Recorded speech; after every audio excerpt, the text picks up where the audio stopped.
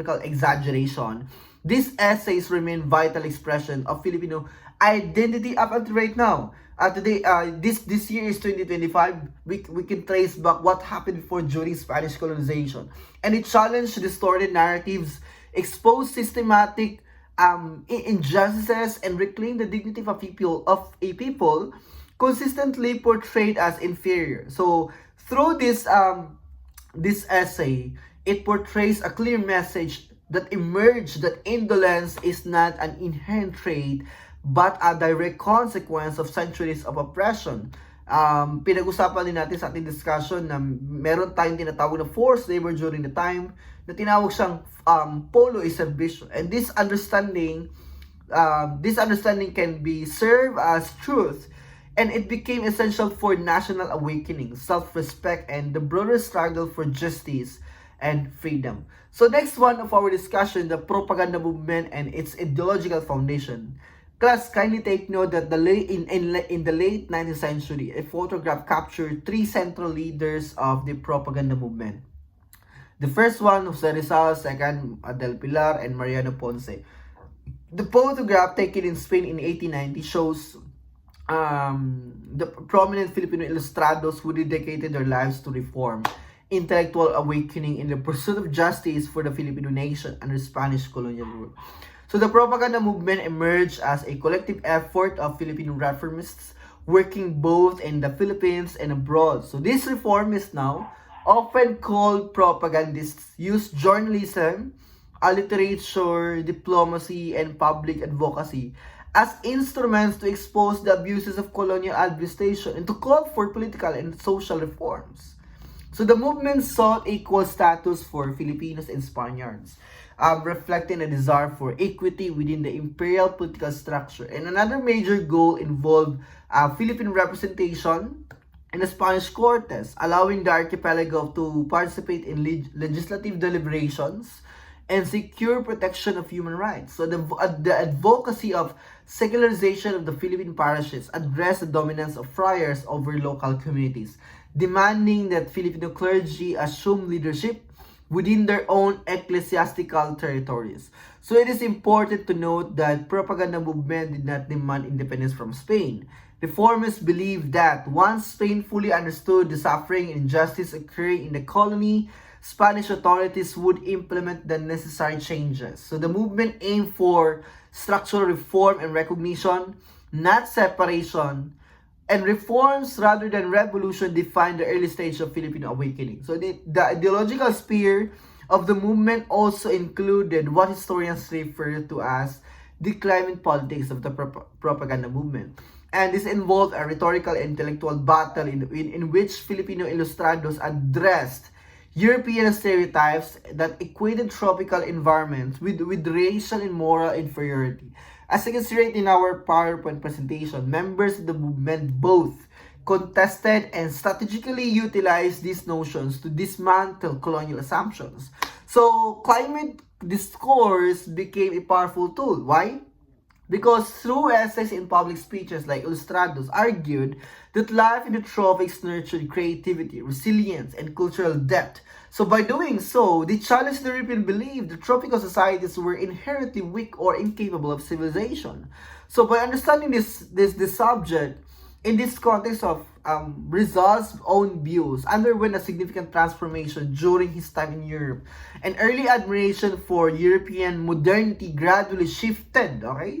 So this highlighted the experience with the continent's cold climate and region's social atmosphere shaped a new perspective. So this shift surfaced in his famous Brindis speech.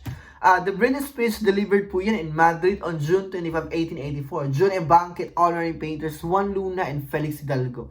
In the Brindis, Rizal celebrated the triumph of Filipino artistry and praised the vitality of tropical nature.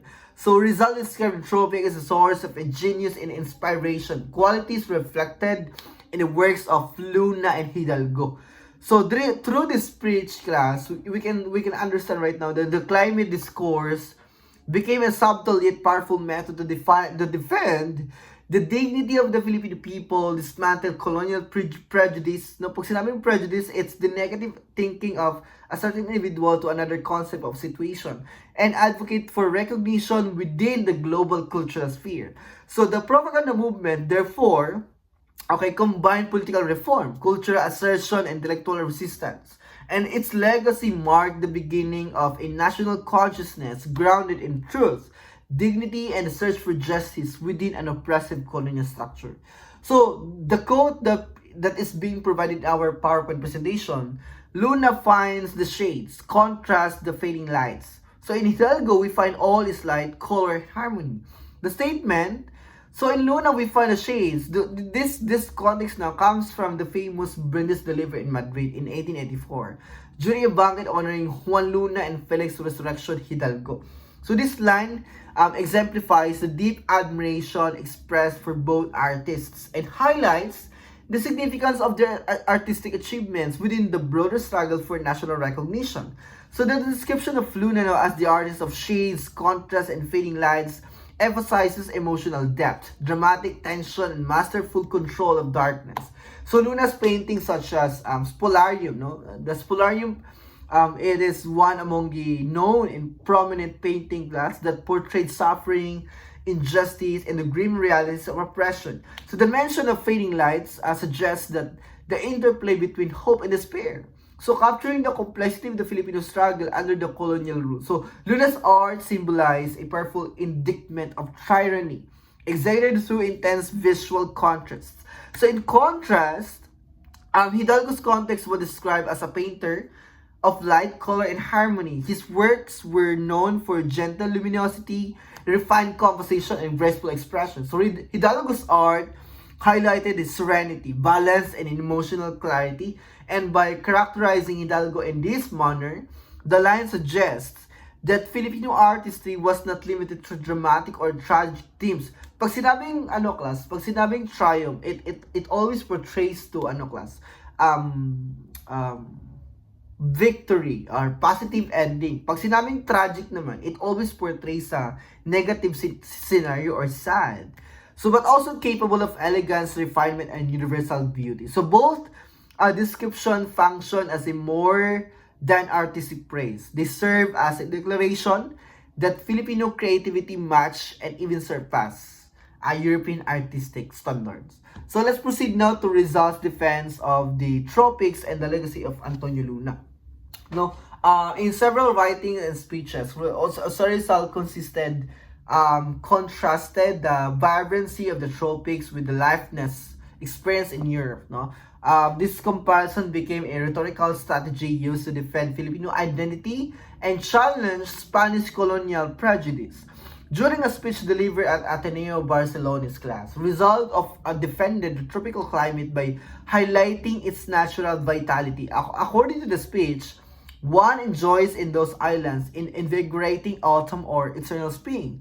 So this description countered European stereotypes that depicted tropical regions as a stagnant or inferior.